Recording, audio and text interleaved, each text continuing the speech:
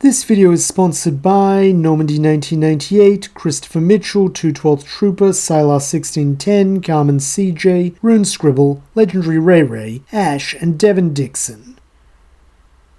Okay, so hear me out. I think I've found a lost Mega Evolution. And I'm not talking about some hidden game file or a scrapped form like Mega Flygon. I'm talking about a real Mega Evolution that logically should exist in-universe and which could have debuted as far back as X and Y. This Pokemon already has its Mega Stones established in canon, yet for some reason they're never attributed to it, instead carrying another Pokemon's name and being classed as its, when that doesn't really make sense, and even goes so far as to break both logic and lore the more you think about it. But we'll get back to that in a minute, since as some eagle-eared listeners will have no doubt picked up on, I said Mega Stones. That's right, this Pokemon actually has two never-before-seen Mega Evolutions, an X form and a Y form, because the Pokemon with the lost Mega Evolutions is none other than Mew.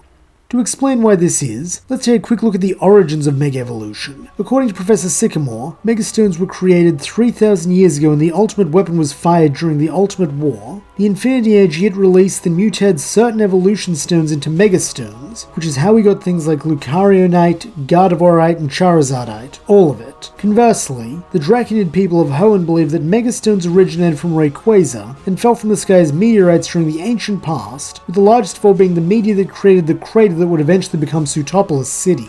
While these stories are quite different, they do have one notable similarity: their time period, as both tales speak of the creation of Megastones taking place long ago in the past and being tied to the Pokemon present at the time. But this creates a problem, since one Pokemon capable of Mega Evolution didn't exist back then, with that being Mewtwo. It's a very modern Pokemon, made within living memory of the Kanto games, so how in the world does it have not one, but two Megastones, when they were created millennia before it came into existence? This doesn't make any sense, unless those stones originally weren't made for Mewtwo, they were made for Mew. Think about it. Mew is one of the oldest Pokemon in the world, with the games and Pokédex calling it the ancestor of all Pokemon, who carries the DNA of every other species inside itself. It's been around for ages, possibly since before the beginning of time, or at the very least in that sort of ballpark, being a contemporary of Arceus, Dialga, Palkia, and Giratina. With this in mind, it absolutely existed during both the firing of the Ultimate Weapon and the age when Megastones were said to fall from the sky, meaning regardless of if it was Evolution Stones being mutated through infinity energy, or naturally forming meteorites, it would be Mew's genetic code specifically that they resonated with. In fact, the existence of Mewtwo X and Mewtwo Y might be a hint to the idea that these stones are actually meant for Mew, since as previously stated, Mew is the ancestor of all Pokemon, and has the DNA of all of the Pokemon inside it, with this genetic diversity being found exclusively in it, as even Ditto can only copy the genetic structure of an opponent rather than having their genes already inside it. Subsequently, this vast genetic code would be too much for one Megastone to enhance the entirety of, so instead two came into existence, one to boost Mew's innate psychic abilities, Mewtwo Y, and one to draw out the latent physical power found in the DNA it shares with countless bulky and brawny Pokemon, most notably fighting types, that being Mewtwo X.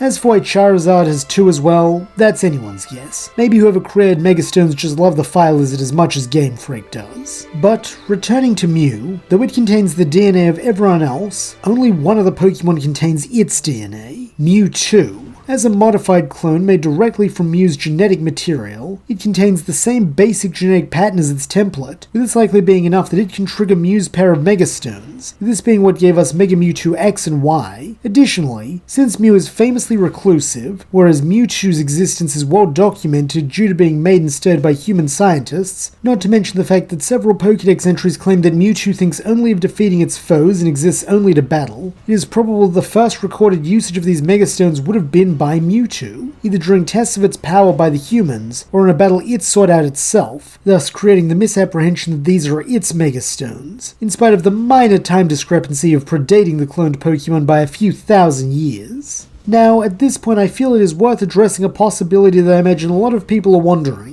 Could these Megastones be artificial like Mewtwo itself? While technically that is possible, it is also highly unlikely, since across the games, anime, and manga, there is no indication that artificial Megastones can be produced, as they are shown to be a rare commodity that must be sought out and found in nature. Were humans capable of recreating them, they would be significantly more common and well understood. Not to mention Zinnia would have had a much easier time in her scheme and not needed to spend so much time acquiring them, while the Sea Marvel experiment around harnessing infinity energy wouldn't have ended in such a disastrous failure, with this suggesting that it is outside the scope of human capabilities to make megastones. Since forget Team Rocket, if there was a way to produce and exploit this resource, the greedy folks behind Greater Marvel Holdings would have found and monetized it long ago. So, if we rule out artificial creation, then we're left with a single conclusion: Mewtwo stones are older than Mewtwo itself, and were therefore not created with it in mind. Following this logical thread to its natural end, there is only one other Pokemon they could be for then: Mew. Further adding credence to this is the appearance Mewtwo takes on when it becomes Mega Mewtwo Y. In this state, it more closely resembles Mew, losing a lot of its more angular humanoid features in favour of the rounded, softer appearance of Mew, even shrinking down and losing a lot of its bulk to become closer in size to its template. If we accept that Mewtwo Y is indeed indicative of Mew's own innate abilities in contrast to Mewtwo X drawing on the genes it shares with others, then it stands to reason that when Mewtwo uses the Y variant of the Megastone, it enhances the Mew side of its DNA, stripping away many of the modifications and bringing it close to being a perfect clone of Mew. In contrast, the X form makes it less like Mew and more artificial, as can be seen in the strange alien shoulder tubes and almost mechanical looking ribbing underneath the skin of its forearms and hips, as if metal plates had been inserted into it for extra strength. However, now that we've established that these stones more than likely do belong to Mew and not Mewtwo as initially thought, the next logical question is, why haven't we ever seen Mew Mega Evolve? The answer to this might be simpler than it seems, as to put it plainly, Mew is elusive. It doesn't seek battle like its clone does, or try to make its mark on history. Instead, it plays, observes, and disappears into myth. As a result, it is unlikely there have been many times where it has ever needed to Mega Evolve, since it so rarely involves itself in conflict, and when it does, there are very few Pokemon who could push an elder being such as it into needing to Mega Evolve. Additionally, there is the fact that it simply avoids human contact, with this being quite relevant, since aside from the singular strange case of Rayquaza, Mega Evolution requires a joint set of Keystone and Megastone, as well as a strong emotional bond between trainer and Pokemon. If Mew hasn't formed that bond with anyone in recorded history, then it may never have had the chance to Mega Evolve even if it wanted to. Not to mention that with the rarity of Megastones, even if Mew has had a human partner in the past, there is no guarantee that this human partner ever had access to its Megastones, especially since they would likely have not known such stones exist in the first place. Subsequently, when considering both the lack of need and failure to meet several key requirements to undergo the transformation, it is very possible that Mew has never actually Mega Evolved, and perhaps doesn't even know that it is capable of such a thing, making it impossible for any human to have witnessed it either. Alternatively, the occurrence might have been so rare or so long ago that it has been lost in the annals of history, since even in the modern day, understanding of Mega Evolution is limited at best, with the secret of Mew's hidden Mega forms being one of the many mysteries still yet to be uncovered.